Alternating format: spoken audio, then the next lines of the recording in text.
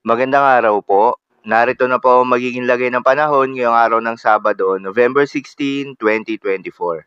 At latest update sa bagyong Pepito.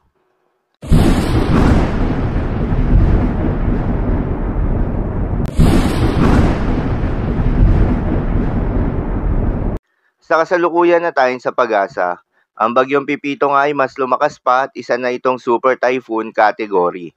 Tropical Cyclone Wind Signal number 4 itinaas na rin. Ang bagyong Pepito ay huling namataan sa layong 185 kilometers east ng Catarman, Northern Samar o 250 kilometers east ng Judan, Sorsogon. Taglay ang lakas ng hangin na umabot sa 185 kilometers per hour malapit sa gitna at pagbugso na umaabot sa 230 kilometers per hour. Kumikilos west-northwestward sa bilis na 25 kilometers per hour. Dahil nga sa patuloy na paglakas at paglapit ng Super Typhoon Pepito sa ating bansa, ay itinaas na rin ang Tropical Cyclone Wind Signal number 4 sa may Catanduanes, northeastern portion ng Camarines Sur. Tropical Cyclone Wind Signal number 3 naman sa may eastern portion ng Camarines Norte, northern and southeastern portion ng Camarines Sur, eastern portion ng Albay, northeastern portion ng Sorsogon, eastern portion ng Northern Samar. Habang Tropical Cyclone Wind Signal number 2 naman sa southeastern portion ng Isabela, Aurora, Quezon, eastern portion ng Rizal, Laguna, nalalabing bahagi ng Camarines Norte, nalalabing bahagi ng Camarines Sur, nalalabing bahagi ng Albay, nalalabing bahagi ng Sorsogon, Burias Island at Ticao Islands. Central portion ng Eastern Samar, northern portion ng Samar, nalalabing bahagi ng Northern Samar.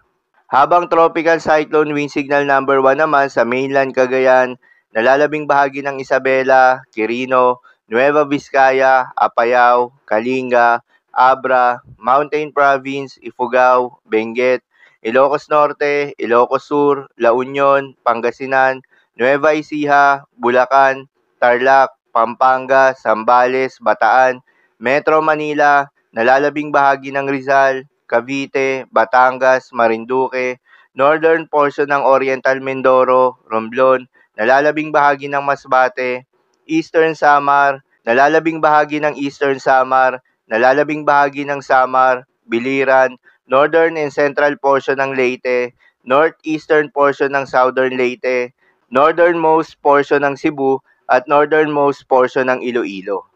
Ang pinakamataas nga na tropical cyclone wind signal na itataas ng pag-asa dahil sa bagyong Pepito ay Tropical Cyclone Wind Signal number 5.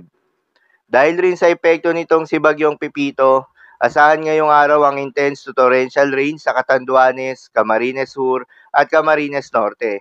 Heavy to intense rains naman sa Albay, Quezon, Northern Samar at Eastern Samar.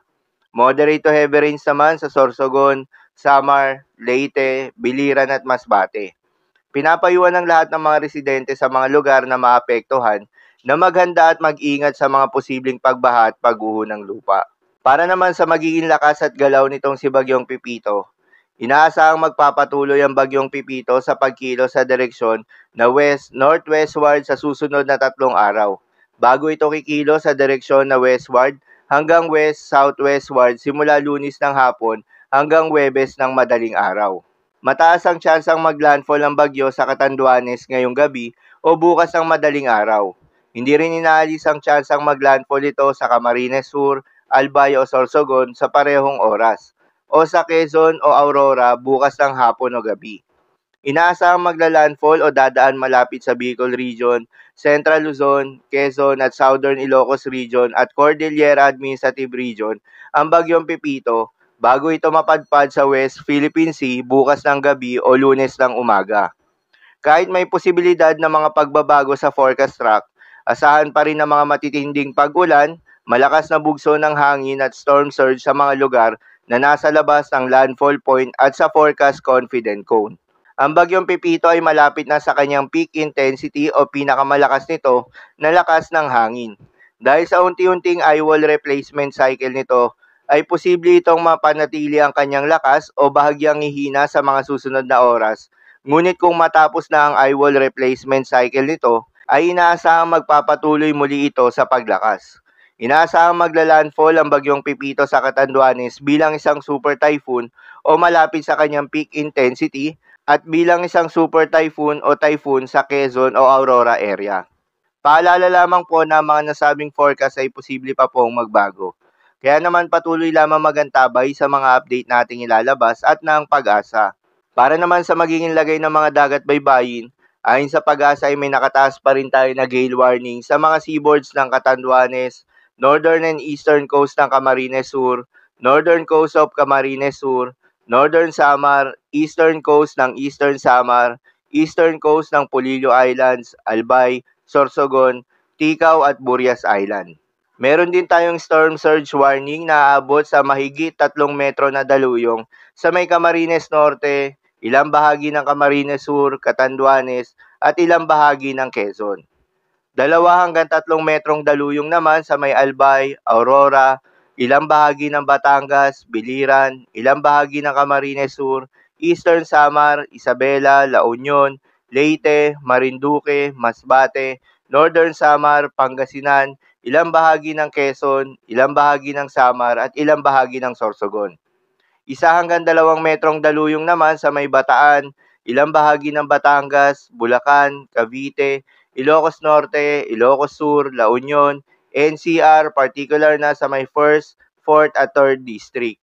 Pampanga, ilang bahagi ng Samar, ilang bahagi ng Sorsogon at Zambales. Payo ng pag-asa ay huwag munang pumalaot yung mga kababayan nating mangingisda at yung may mga maliliit na sasakyan pandagat sa mga nasabing seaboards dahil inaasahan yung maalon hanggang sa napakaalon na karagatan. So, lamang po para sa lagay ng panahon ngayong araw ng Sabado. Keep safe everyone.